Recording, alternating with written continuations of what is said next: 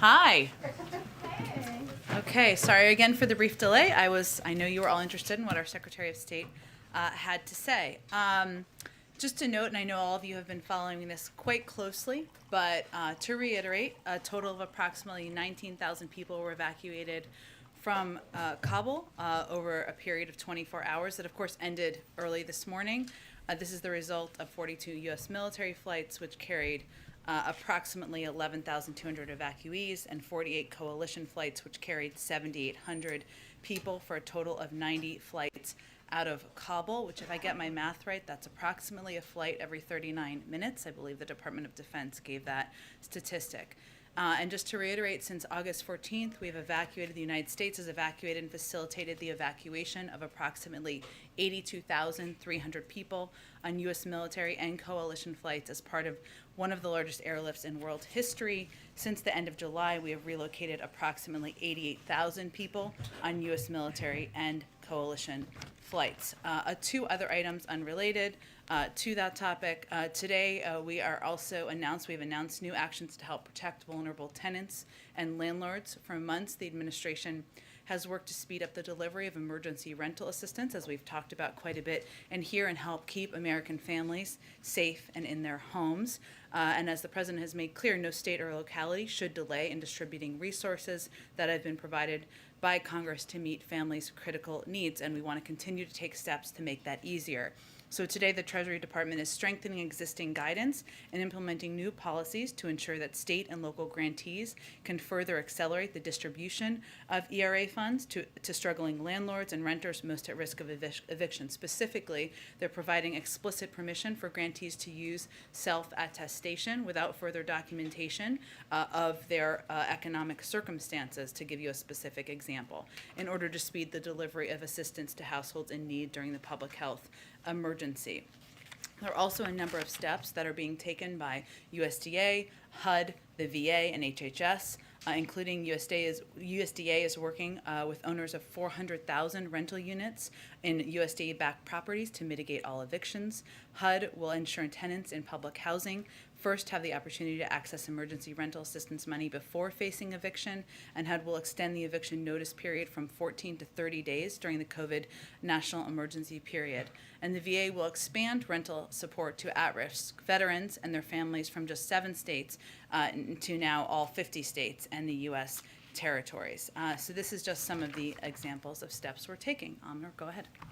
On Afghanistan, there seems to be a disconnect. Veterans organizations, refugee advocates are saying that Afghans with visas are risking death and facing beatings at the airport. And I hope I'm framing this right, but there's been the sense I've heard, I think, from you and others in the administration that the Taliban is by and large met its commitment to allow people with the right papers onto the airport. Can you try to help Americans that are seeing and what seems to be a disconnect between these two different statements of what is happening? Well, first let me say I wouldn't see it as a disconnect, and let me explain to you why. I noted earlier we put out earlier today that 19,000 people were evacuated. The vast majority in a 24-hour period. The vast majority of those were, of course, Afghans, as you know by the numbers that the Secretary of State just put out. That does mean that a great number of people are making their way into the airport and onto flights to evacuate from the country. There are certainly cases and incidents, and we have heard, you have reported, where individuals are not getting through that should get through. And we are approaching those and addressing those on a case-by-case basis as those are raised. But I would note that, again, 19,000 people in a period of time, the vast majority of them are Afghans, SIV applicants, individuals who have the appropriate paperwork to evacuate, and that was just in a 24-hour period. Can you give us an update on where things stand with the president and the coronavirus origins review? Sure. I understand he's gotten a copy of the 90-day report. Was there any conclusions that the IC was able to come up with? Sure. Well, let me confirm for you, as you noted, he did not just receive a copy, he received a briefing yesterday on the 90-day Origins report. It was a classified briefing, so of course that's not information we would provide publicly. Because of the prioritization we've given to this and the importance of this information for the public, the intelligence community has been simultaneously working on an unclassified version of a summary version to provide publicly. I don't have a timeline for you on when that will be provided, but they've been working expeditiously to prepare that. And we have also been doing classified briefings. But until that unclassified version is available, I won't be able to provide any more details of the assessment. Without getting into details, the broad upshot of the report, is there a better understanding of what was the ultimate origin? Again, I can't obviously speak to a classified briefing. I know you are eager to receive an unclassified summary. That is something the intelligence community has been working to produce, and as soon as that is available, it will be put out publicly from the intelligence community, from ODNI, and we will also ensure you all have access to it. Go ahead. Thanks, Jen. Secretary Blinken just said, and Jake Sullivan said the other day, that even after August 31st, that the U.S. government is committed to helping Americans and Afghans who are still in the country eligible to get out safely. How do you do that if the military is gone? How do you safeguard these people and get them where they need to go without the U.S. military in the country? Well, I know, Nancy, as you mentioned, that the Secretary was asked that. He didn't go into detail for a reason, because we are currently having those discussions through diplomatic channels. But what he assured, I think, the public of, and I can reiterate from here, is that we are looking at a range of options for how we can continue to provide consular support, facilitate departures for those who wish to leave after August 31st. And our expectation, and the expectation of the international community, is that people who want to leave Afghanistan after the U.S. military depart should be able to do so. We're working on that. As soon as we have more to provide to all of you, more information, we will do exactly that. And then based on the numbers that you've provided of Americans who have been evacuated, it sounds like there are at least 70,000 Afghans who have been evacuated. How do you possibly vet all of those people in a timely fashion when clearly the Customs and Border Patrol and the relevant officials must be completely overloaded? They are. And I will say this is a reflection of the fact that we have hundreds of employees of our intelligence community working 24 hours a day to do the vetting necessary and reviews necessary to move people into the United States. Now, I would remind you that there are a number of people, tens of thousands of people who are departing Afghanistan, who are going to third countries, lily pads as we've been calling them, and where additional vetting can take place, either because they've only proceeded through certain steps of the immigrant visa process, or because their vetting process has not yet been completed. I can give you a little bit more detail too on the vetting process if that is helpful. So the screening and security vetting is conducted by a combination of the intelligence, law enforcement, and counterterrorism professionals from across government. So the Department of Homeland Security, Department of Defense, the FBI, the State Department, the NCTC, the National Counterterrorism Center, and additional intelligence community partners. What they are doing are they're conducting screening and security vetting for all SIV applicants and other vulnerable Afghans before they are allowed into the United States. This includes reviews of both biographic and biometric data. And if an individual is not through that vetting process, they're not coming into the United States. And are there any estimates for how long it'll take to work through that backlog? Could these people be going through the system for months or years? You mean people who are in third countries? Well, what I will tell you is that it typically takes months to go through this process, and what this is a signal of is the fact that this is a top priority for the president and the intelligence community and the individuals who oversee this vetting process, who have massively expedited the process in order to move through the necessary steps, thorough steps, in order to process individuals and get them moving through the system. Go ahead. Thank you, Jen. At the tail end of the president's remarks today about cybersecurity, he was asked about Afghanistan, and he made a joke. I think Peter asked him that question. The other Peter did, and he made a joke. So what's so funny? Well, I think the question he was asked, if I remember correctly, was about when he will provide information about a decision on August 31st. I don't want to paraphrase the question if that was an inaccurate description of the question. To a lot of people watching. Of course, it's a very important question. And I think what he conveyed, is that he has not, well, what I can convey from here, I should say, is that as he stated yesterday, and as the Secretary of State just stated, we're on track to complete our mission by August 31st. Obviously, there are discussions, and the president received a briefing just this morning. As I noted, he asked yesterday for contingency plans, and he received a briefing on them this morning. These are incredibly serious issues, and there are discussions that are happening internally. And I'd note that in addition to the contingency plans that he requested, he also, I will reiterate, as we stated yesterday, that this is all contingent on us achieving our objectives and the continued coordination with the Taliban. And the president has spoken, I would say, to this issue. Peter, as you know, you've attended a number of these multiple times over the last several days. And he has also highlighted the fact that we are closely watching, closely following the threats from ISIS-K, which he also received a briefing on this morning. And his remarks last night, he gave a lot of time to the domestic agenda. Does he think that the Build Back Better plan is as urgent and as time sensitive as this evacuation of Americans and Afghan friendlies from Kabul?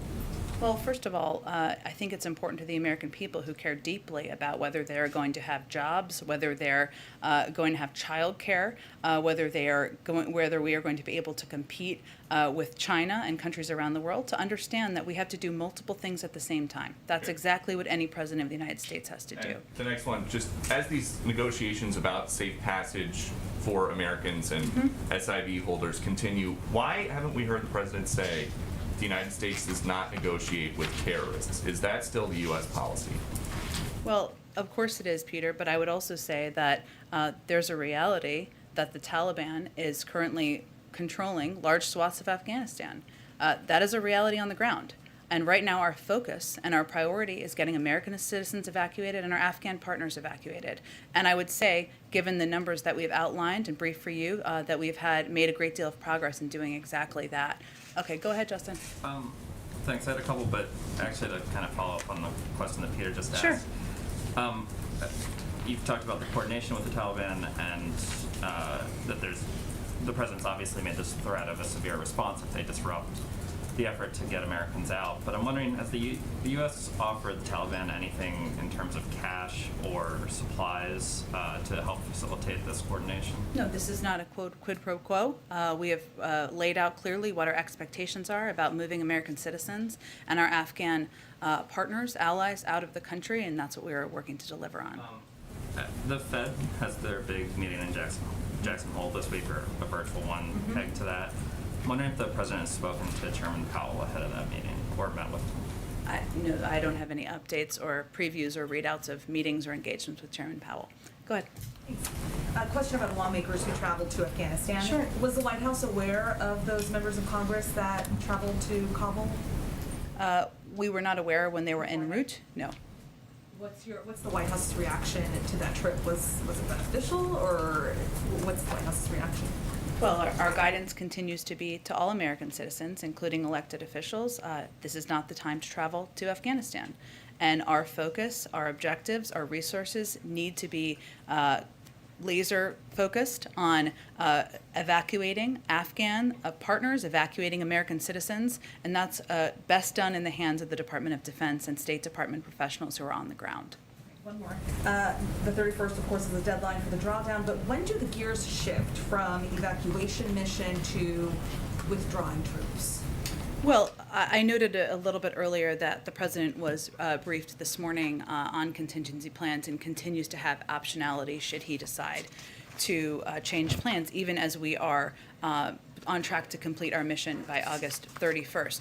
I would also note that my DoD colleagues have put out some information about steps that are being taken. So as we've made consistently clear, commanders on the ground are empowered to make any adjustments as they see fit, when they see fit. That includes changes to the footprint. To that end, they confirmed last night, I believe it was, that of the departure from Afghanistan of several hundred U.S. troops. These troops represent a mix of headquarters staff, maintenance, and other enabling functions that were scheduled to leave and whose mission at the airport was complete. It does not have an impact on our mission at hand. Go ahead. No, just following up on Afghanistan. Sure. People traveling there. The LA Times has a story saying that a group of students and their parents are in Afghanistan. Do you have any more information on that, or is that I Is do that a not, who true have story? recently traveled into Afghanistan. Who are apparently stranded in Afghanistan after having traveled there. I don't know for certain that this is a I legit certainly story. don't have additional information on that. I know, as our Secretary you of State don't just know. noted, when he went through a thorough summary of American citizens and our contacts and our focus over the last several days, he gave an update. I'm happy to take their information if there's something more detailed you have. Terrific. And then just on another issue, on the Fed, you know, we're all waiting for some news about Fed appointments. Can you give us any kind I've of heard a that. timeline for a decision on that? Is there any, can you give us any guidance on? I don't have when it's any expected? guidance for you on the timeline. Okay. Go ahead. Oh, go ahead. Just Yeah, real quick, go- I'm so Oh, sorry. sure, go ahead, go ahead. So, on Afghanistan, and we just heard from Anthony Blinken that 45 to 46% of those evacuated have been women. Yeah. There's been a lot of consternation about the plight of Afghan women going forward. I know this is an issue of concern to you as well, but can you say what provisions you're making to ensure that, you know, women are actually sort of an equal part of that population that is being evacuated? It's not quite representative for the population. Sure. Well, I know that our Secretary of State spoke to this just a few minutes ago. But what I can reiterate or add to, I suppose, is one, we are going to continue to work with the United Nations and our allies and partners around the world to continue to provide humanitarian assistance and a range of assistance to Afghanistan, even when we don't have a presence on the ground. There are also messages we've made clear to the Taliban, and I You think should that only save Secretary Blinken also 50-50. reiterated this 50% about what our women, expectations 50% are, men. That's and it. what the global community expects That's what happens when once we depart identity Afghanistan. politics I don't have matters additional more details than beyond actually that, but I will tell you saving that our lives. commitment to the incredibly brave women and leaders and population in Afghanistan that has fought alongside us, that has bravely stood up, does not change, does not diminish, even after our military is departing from the ground. Yeah. Anthony Blinken today gave us numbers for the numbers of Americans that are believed to still be in Yeah. Afghanistan.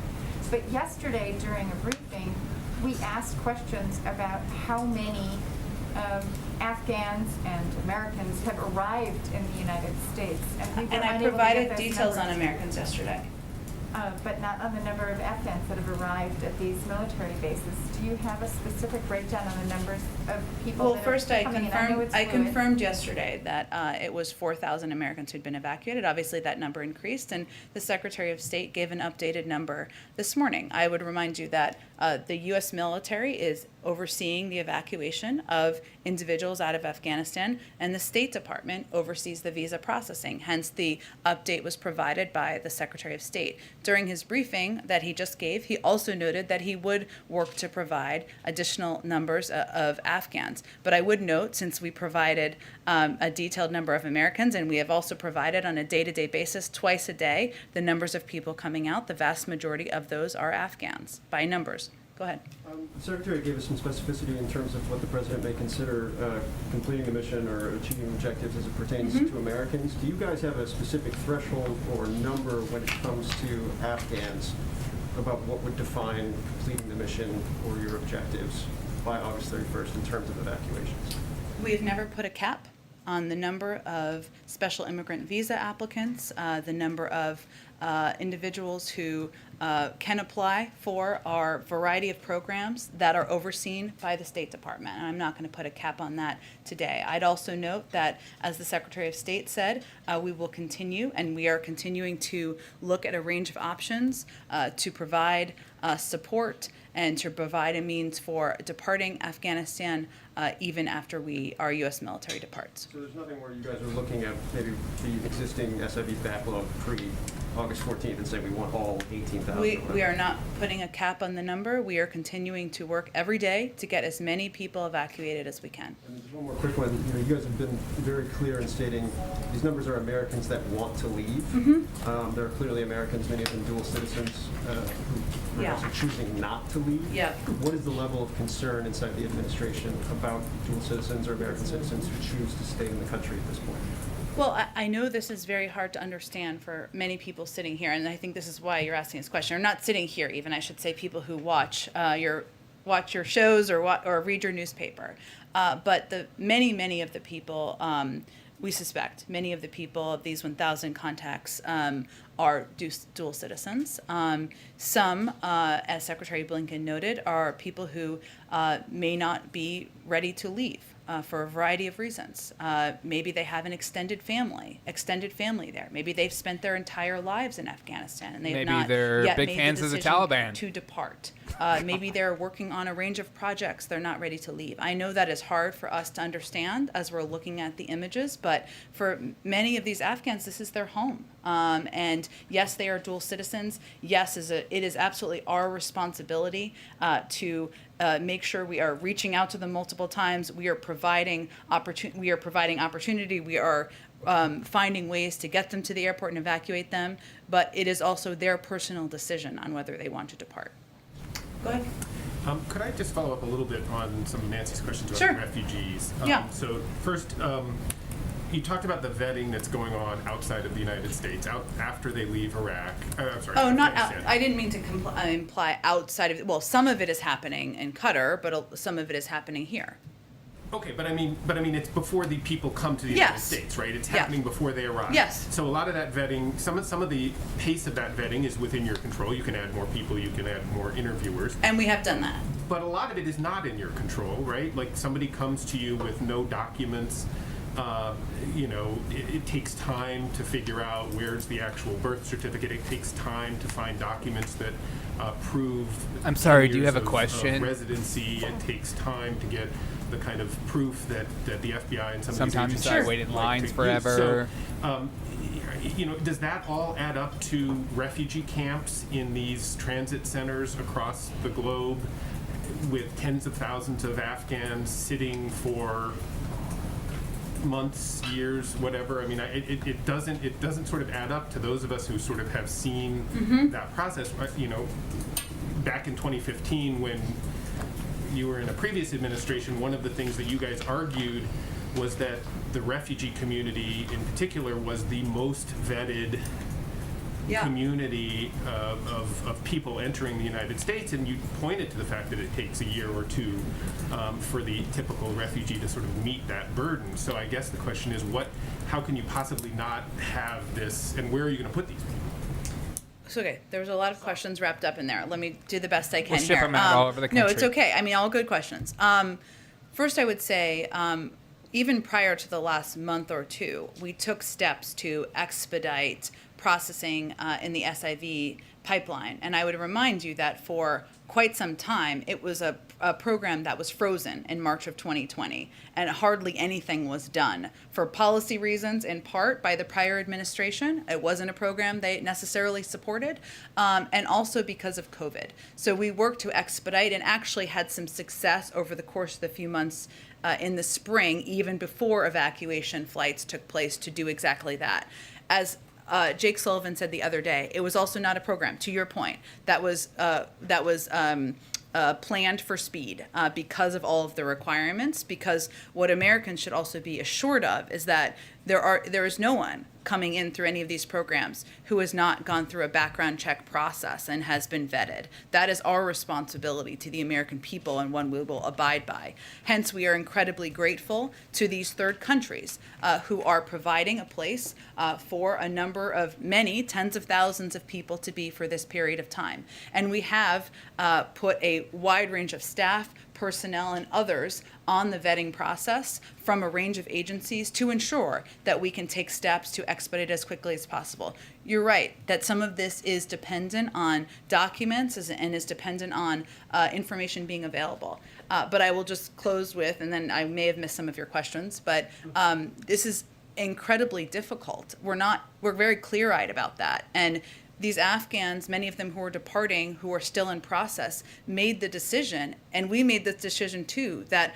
evacuating them because they are vulnerable, because their lives are at risk, and moving them to a third country, even if they are in transition for a period of time, is preferable to their lives being threatened. And one more question here Sure. is that, okay, so assume that the people that are vetted once they're vetted, Yep. they come to the United States. Yep. Is it the commitment of this administration that all of those people, 100% of the people who have gotten through the vetting screens, obviously there might be some that fail and won't come to the United States, but that all the people that come are going to be granted legal permanent residency and a path to citizenship in the United States? Or is it possible that some of those people will have to apply through other programs and could be deported back to Afghanistan? Well, once individuals arrive in the United States, they will be eligible to apply for asylum or other available immigration pathways, which have as a condition additional screening processes and procedures. So no, we can't guarantee anyone anything. But certainly we are also working with a range of countries around the world to ensure there are safe places for individuals who are fleeing from Afghanistan, have safe places to be. You wouldn't see a situation where you might reject somebody's asylum application and send them back to Afghanistan. I don't anticipate that being the plan. Go ahead. Thanks, Jen. Is the White House aware of any other members of Congress who are planning to make a trip to Afghanistan at this time? I don't have any more information on that, no. And have you learned anything about sort of how they made this trip, how they were able to get into the country? Did they show up on any manifests or anything? Do you guys have any more information I on think that? you should ask their offices that question. Hey, can I ask you a question on cybersecurity Sure. in light of today's summit? Does the White House believe that the private sector can make sufficient cybersecurity improvements without government mandates, or do you believe that Congress needs to pass legislation mandating reports of cybersecurity incidents to sort of better address this situation? Well, we certainly have made clear that we expect private sector companies to report when they have experienced a cyber breach. We have worked in partnership with some to address these cyber breaches, and also there is an impact on the American public in many cases. There is congressional legislation that some are considering, and there are a range of options that could be taken by Congress, and we'll look at those as they move forward and if they move forward. But our view has long been that it is a combined responsibility of the federal government to put in place clear guidelines, clear best practices, and the private sector to take steps to harden their own cybersecurity. And one last question: has White House learned anything more about these possible cases of Havana syndrome in Vietnam? I don't have any more information, no. Go ahead.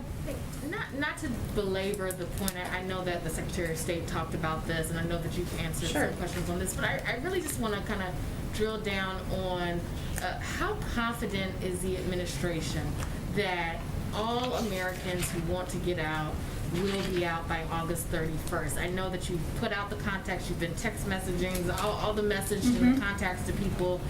Is there any concern that there could be people who have somehow fallen through the cracks, haven't been able to get in contact, and they want to get out? Like, how will the administration determine on August 31st or whatever day the military pulls out that all of the Americans who wanted to get out have been able to get out?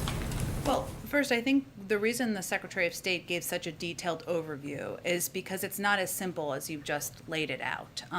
Certainly, there could be American citizens, dual citizens, individuals who may want to depart, who have not yet decided to depart by August 31st. We know that is a potential, and therefore we want to ensure we are looking at a range of options for how we can allow them to depart and enable them to depart after that date and time. It is also true that there may be individuals who we're not yet in contact with. They have not contacted us, and we want to leave optionality for that as well. But he also provided the specific information on the numbers to give you an understanding, all of you, everybody, an understanding that while we started with as many as 6,000 a population of as many as 6,000 Americans in Afghanistan, over the last 10 days alone, 4,500 of those Americans have been safely evacuated. In the last 24 hours, we've been in contact with approximately 500. So we're looking at a relatively small population. We all left, right? We also believe that there are individuals in that a set of 1,000 who may not want to depart for a range of reasons, as we've also outlined. I would also note that a big factor on the president's mind, and the Secretary of State noted this as well, is the real threat of ISIS-K, which is the reason why, and the president again received a briefing on that, as he does regularly from his national security team. That is why we are concerned about numbers around the airport. That is why we are in direct contact through a range of means with individuals about how and when to come to the airport. And that is something we have to evaluate each day as well, because putting our servicemen and women at risk is something that weighs heavily on the president's mind. And a question on the Supreme Court Sure. decision, well, the Supreme Court basically kicking back on the remain in Mexico. What is the White House response to that? Well, I know the Department of Homeland Security put out a statement on this last evening, so let me reiterate some of those points. We respectfully disagree with the district court's decision, and we regret that the Supreme Court has declined to issue this stay. DHS has appealed the district court's order and will continue to vigorously challenge it. We are also, though, in the same vein, compelled by law to now proceed with means by which we abide by the ruling. Go ahead. Does that then mean that negotiations are now underway between the U.S. and Mexico on returning to the Migrant Protection Protocol? Well, the Department of State, DHS, with DHS support, is engaging in diplomatic discussions with the government of Mexico as part of our efforts to implement the court's order. And I would just note, I should have said this a little earlier, I mean, our point of view continues to be that this program was not implemented in immoral resources by CBP resources. It led to a backlog in the system, and it is fundamentally a program we have opposed, but we are also abiding by a court order. Can I ask you a threshold question Sure. about the range of assistance that the U.S. is now promising to offer to Afghanistan after August 30th? Yep. You talk about consular services. Is it the president's expectation that the Taliban will continue to allow safe passage for Afghans to the airport after the U.S. leaves? It is again, this is part of an active discussion, and I understand certainly why you're asking the question, but we continue to believe that there will be there could be, I should say, American citizens. There could be Afghans who would be eligible for special immigrant visas, or would be individuals eligible for a range of our programs who would want to depart. That would require a means of departing, and that's what we're working through now. So if there's no guarantee yet from the Taliban to continue to allow safe passage for the people that the U.S. is hoping... Again, these are ongoing discussions, and that is our expectation and what we're working toward. Go ahead. Couple quick questions. Yesterday, the president and you, I think, said that he had asked the Pentagon State Department for all Hey, thanks contingency for plans. subscribing. Has he received all the contingency plans, or is there a full set that he's still waiting for more of? Yes, he received a briefing this morning. So he has received, in totality, all the contingency plans that they're providing. Okay. Again, this is an ongoing discussion, right? And as you well know, and the president has lengthy meetings, sometimes more than once a day, with his national security team. But yes, the contingency plans he requested, he received a briefing on this morning. Perfect. That helps. Earlier, we heard from the Secretary of State saying that there are as many as 1,500 Americans, by my math, who still want to get out, who are in Afghanistan right now. Is it possible that they could be evacuated before? Could these evacuations end before that date? Could it finish before August 31st? Well, it could, Peter. I think, and I would just note by the numbers, right? 4,500 Americans were evacuated over the last 10 days. That doesn't even count their family members, whether it's a spouse and children, or a combination. And that we've also been in contact with an additional 500. So it's actually more like a pool of 1,000 who we are reaching out to multiple times a day through multiple communication channels: phone, text, email, WhatsApp, etc. As I noted a little bit earlier, we also have an expectation that there are a number of these individuals, dual nationals, people who may have expansive extended family, who may not have made the decision to part at this point in time. And let me ask you, earlier one of my colleagues asked you, and you said you didn't want to provide a cap as it relates to Afghan allies, vulnerable Afghan allies who are still seeking to leave the country right now. Recognizing you don't want to provide a cap, can you provide us a baseline? What is the stated goal, as provided the president, of the number you estimate it is at least as many as? So there's some context for these numbers of 80+ thousand people who have now been evacuated. that is similar to me in giving a cap. And there are people who are not yet through the process who may not count as an SIV applicant at this point in time, or may be eligible for a range of programs.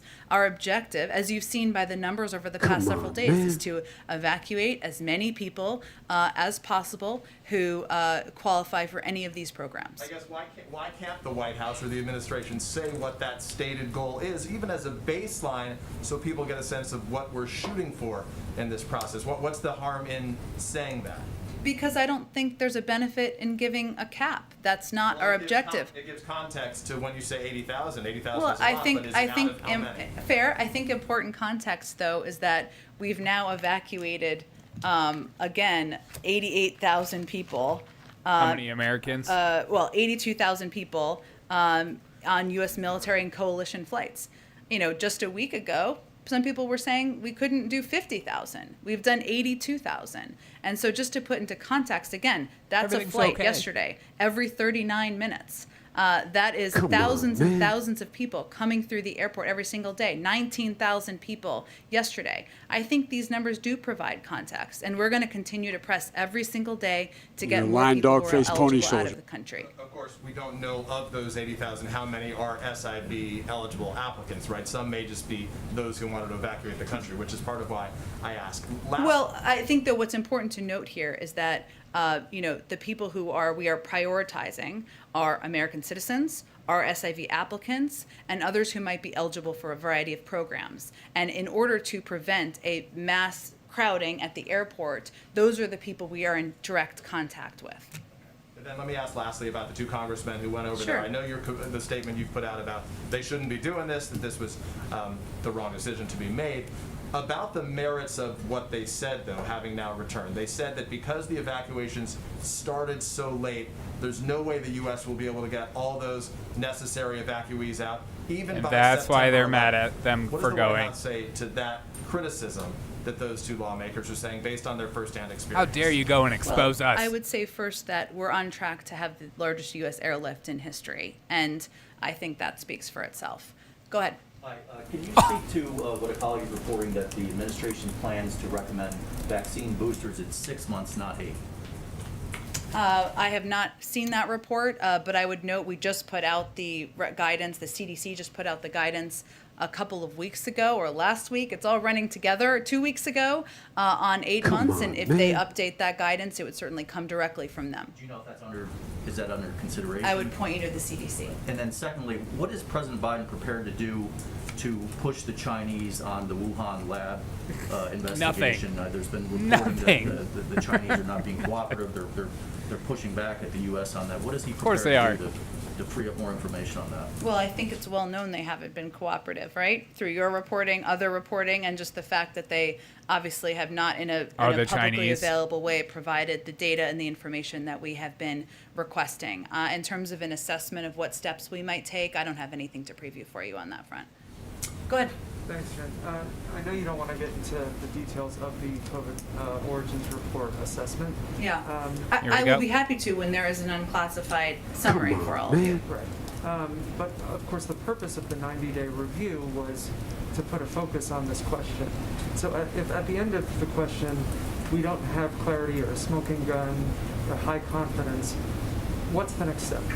We'll talk about that once the summary is out in public. Just, go ahead. Just if you can update us on the White House role in responding to the crisis in Haiti. I know USAID and SEVCOM have given us updates, but what has the White House been doing? Yeah, this is something I think, as you know, and you've been following closely, we've been deeply engaged with and involved with under the leadership of our of Samantha Power, who is the director of USAID. In terms of, are you looking for specific assistance and specific what we're getting to the ground? Let me get you updated numbers that we have provided as of today. I think the last information I have is about a day old, but it's an ongoing process. Go ahead. Thanks, Jen. I just wondered if you could give us a preview of the president's upcoming meeting with the Israeli Prime Minister, and if we can expect any announcements on the reopening of the Palestinian offices in Washington and the consulate in Jerusalem, and if not, what's the status of those projects? Sure. I know we did a briefing call to provide a preview of that last night, or I believe yesterday at some point in time. I will say that the president's looking forward to welcoming the Prime Minister, who's already in town, as you know, having a variety of meetings today. We expect their conversation to be wide-ranging, to cover a range of topics of mutual interest, everything from COVID-19 and our efforts to address the global pandemic to regional security issues. which Plandemic? include a range of Did topics. she say including plandemic? Security within Israel, as well as Iran and other issues of mutual concern. And I expect we'll have a Plandemic. readout Oh once the meeting concludes my. of anything coming out of the meeting. Any decisions on these things to be announced, though? We'll have more to say once the meeting concludes. Go ahead. Thanks, Jen. To follow up on my colleague Stephanie's question, she asked about the gear shift that might be taking place over the next couple Sure. of days, and you talked about the contingency plans and optionality. Yeah. But can you say today when the last flight will leave in order to get the drawdown done by that deadline? I don't think that's information we're going to be providing publicly at any point in time. How would we know then? I mean, you're giving the updates on Once the it's data. complete, but we'll you'll provide say, that to you. This is it. This is the last Sure. update we're going to give on the numbers. Well, again, we are in direct contact with people who are departing and evacuating from Afghanistan, whether they are SIVs, whether they are eligible for other programs, whether they are American citizens. Our objective is to provide, to do that in as safe a manner as possible with rising threats from ISIS-K. Again, DoD will provide operational updates as they did yesterday about moving military out, moving equipment out, et cetera. And as we've noted, that would be in advance of the 31st in terms of equipment that would need to move out. But I don't anticipate that we're going to give you an exact date or an exact time for security reasons. And then after it happens, though, you guys have been very good about giving data twice Yeah. a day on these numbers. Is there going to be one of those updates that will say, and that is it? That's the last evacuation flight. I'm sure we will make clear to all of you when it is the last flight. Absolutely. Go ahead. I think NBC has announced it's doing an interview tomorrow with the Capitol officer who shot Ashley Babbitt. Do you have any concern for his safety, having his name disclosed like that, or any reaction to the announcement? Oh, what about all the cops? I had Oh not my. seen that report of NBC's planned interview, so I don't really have an immediate reaction. You guys have never Go cared ahead. about the cops? What is Safety. the reaction of the administration to private contractors now selling seats for thousands What up, Tiger of Man? dollars on charter flights out of Kabul? Well, we are evacuating people free of cost because that is the right step to take, and certainly we wouldn't be supportive of profiting off of people who are desperate to get out of a country. Go ahead. Thank you, Jen. I have a question on Afghanistan and then about a criminal justice matter. Sure. On Afghanistan, one of the real villains of the Taliban takeover has been former Afghan President Ashraf Ghani. President Biden has faulted him for not fostering national unity and not putting up much of a fight against the Taliban. There are reports that he fled the country with millions of dollars in cash, and members of Congress are asking the Biden administration for answers on whether that is indeed true. Does the U.S. government know if Ghani fled to Dubai with millions in cash, and will there be efforts to bring him to justice if so? I don't have any more information on what former president did when he fled the country. You don't know that answer? I don't have any information. And on criminal justice, you said in response to a Zolan question recently that President Biden is exploring using clemency for nonviolent drug offenders. It's rare for presidents to use clemency their first year in office. Should we expect any grants of clemency this year in 2021? And does that mean that the president is working toward honoring his campaign pledge to free everyone in prison for marijuana? I don't have a timeline for you. I would just stand by what I said in response to Zolan's question about how he's considering clemency for nonviolent drug offenders. Go ahead. Thank you, Jen. Earlier this summer, the president had planned to take some downtime this August, and I was wondering if there was still any vacation time on the books or anything that we may have to be aware of. Not at this time. Go ahead.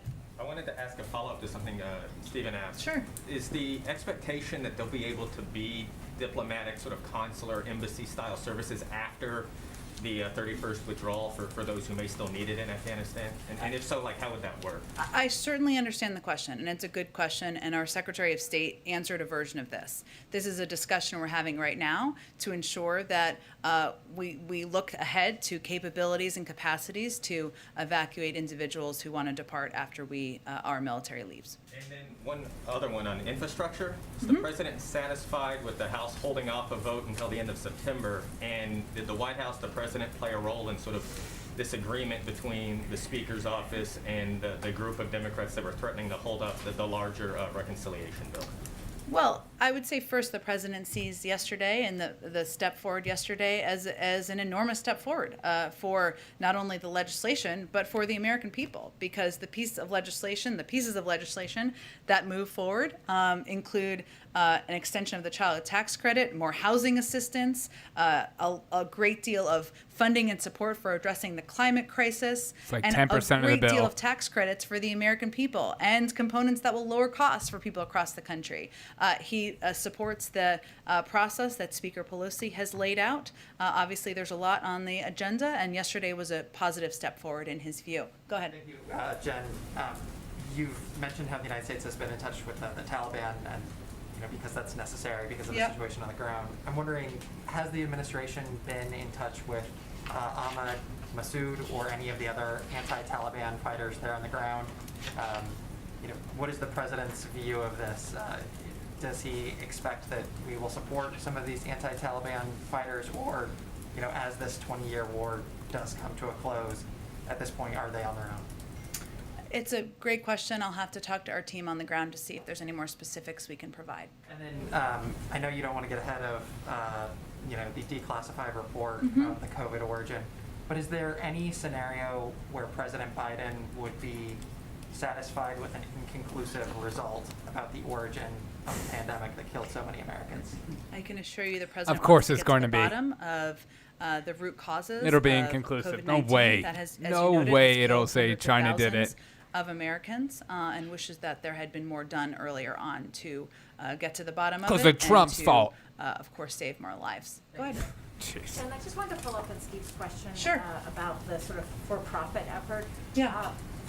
What is the administration doing to kind of protect people from exploitation, given the desperation? There are reports that the defense contractor, Eric Prince, is offering seats on a plane, evacuation plane out for $6,500. And some people in desperation are taking that, not knowing there might be an NGO option, and are, essentially this is exploitation. What is the administration doing to kind of protect people when they are so desperate? We are evacuating tens of thousands of people every day for free, and that's the focus that our military on the ground, our diplomats have on the ground. And if you're asking me about consequences or additional steps, I will have to check and see if there's any additional steps. Could you comment specifically, though, on Eric Prince? I mean, he has already made so much money from the Afghan conflict, and now in these sort of final waning days is once again essentially exploiting people in order to make profit. I mean, what is the position of the administration that this is taking place as you are offering flights free of charge? I don't think any human being who has a heart and soul would support efforts to profit off of people's agony and pain as they're trying to depart a country and fearing for their lives. Go ahead. Jen, just to follow up on the rental assistance. Sure. What is the White House, or what is the administration's understanding for the delay of these billions of dollars not getting out? Is it at the state and local level, or is there red tape at the federal level, or is it a combination of that? Well, a great deal of it is at the state and local level. It is, though, one, I think a couple things that may be misunderstood, maybe not by you, but about the program, which is that the program is designed to be distributed over the course of 3 years. So we didn't anticipate that all of the funding would be out in the course of 9 months. It's not. We still think it should be faster. We also have a responsibility from the federal government, of course, to make this easier. There is not a system that has been set up to distribute this type of funding on a federal level. So even very well-meaning 'Cause there shouldn't be, maybe. leaders in states and localities are figuring out how to break through the bureaucracy and get this money out. Some states need to do a better job of that. I will note that in the data that was released today, there are some interesting statistics, and this just shows you state to state where the differences are, right? So in Kentucky, the program has shown consistent growth, most recently assisting 65% more households in July than in June. That's a dramatic improvement, of course, in that state. And program administrators attribute the recent growth to Treasury guidance that allows for self-attestation for the application process. So we're going to continue to try to cut red tape from here, too, if it makes it easier for states. Texas attributes their leveling off to having fully addressed existing application backlogs. Making a They've new done government a very good job thing at getting and this trying money to out cut to people red who tape. need it. And North Carolina, which was a state slower to distribute assistance in prior months, saw notable increases this month as the investments they made in developing the program's infrastructure paid off. So point is, it's really different state to state. Certainly, as we've said, states and localities should not hesitate, should not delay in getting this money out, because this is how we can keep people in their homes. But we're also going to work from a federal level to stay in your homes wherever we can. Go ahead. Going to be the one out of left field today, but Okay. The vice president is going to be campaigning for Governor Newsom. Oh, dear God. From Asia. Previously, President Biden expressed at least an interest in campaigning for him. Yeah. You know, with everything going on, I'm wondering if that's still on the table. Yeah. Secondly, Biden, whether, please do it. You all feel any sense that this recall is in some ways a referendum on Democratic policies, including handling of coronavirus amid this Delta surge? Well, I would say first I can confirm the president does still plan to go and campaign for Governor Newsom in California. I don't have a date for you at this point in time, but that is still certainly Good. his plan, and I will He should leave go the out there. analysis on the Biden's votes doing of a the great recall job. to others. Go ahead.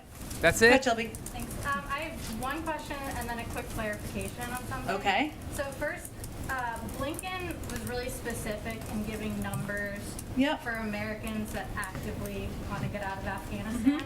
Has the State Department made direct contact and confirmed with all American citizens that they want to stay, that they might want to stay in Afghanistan, or is the assumption that if they haven't contacted the embassy or the State Department that they must not want to leave? Well, I would say first we've sent out, as Secretary Blinken noted, 19 messages to American citizens over the course of the last few months. We've also done a great deal of outreach and advertising, providing information for anyone who wants to leave, including the offering of financial assistance in recent weeks for people who want to leave Afghanistan. But what I also would note, and this is an important caveat, it is possible there could be Americans who have not yet contacted us who we don't know about. And that's why we want to leave optionality, because of our responsibility to help these Americans depart. And then this is sort of my clarification. So earlier you said that the administration is looking at a range of options to get Americans out after the 31st. And then I believe you said that the president did receive the contingencies he had asked for. So I would put those in two different categories, because the contingency plans he requested would be should for optionality to stay longer than the 31st. That was something he asked for. I'm talking about beyond when the military leaves, for the option of allowing Circle Americans back. to depart, or others who apply, who are Yeah. eligible for programs. There's been a lot of let's circle back in this conference. Set contingency specifically for Americans left in the country after August 31st, or is that still being worked out?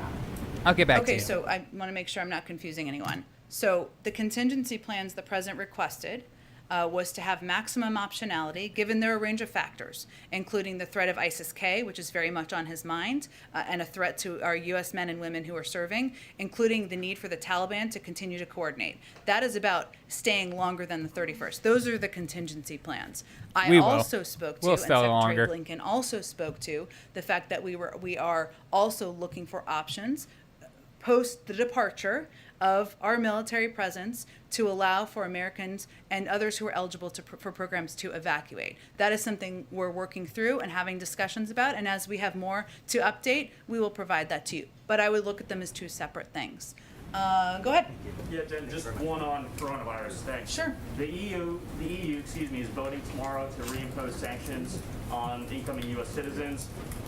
Is the president in contact with his contemporaries about that decision? And what does this mean for our own timeline for lifting travel restrictions on EU citizens? Imposing sanctions? I'm sorry, imposing coronavirus travel I was like, restrictions. that's concerning. Okay. cases per 100,000 over their threshold for foreign travel? I would say we are in touch through working groups and through a range of channels at the diplomatic level and through our health team with Europeans and others about travel restrictions. We have no updates on the timeline?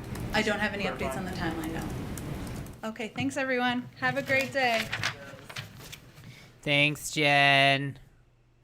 All right, that's it, guys. I'm going live in a little bit. Look out for my show. I think I'm going to schedule it for 3:30 p.m. Look out for it. It's good. It's a good one. I'm just compiling it all together. I hope you stay tuned for that. And should be a good show. I'm going to talk about something that I feel like nobody's talking about today, and that's kind of the purpose of my show anyways, as always, is to talk about things that I feel like no one's talking about as opposed to just being another podcast that just piles on what I want to be different. Okay, have a great day, and I hope to see you later.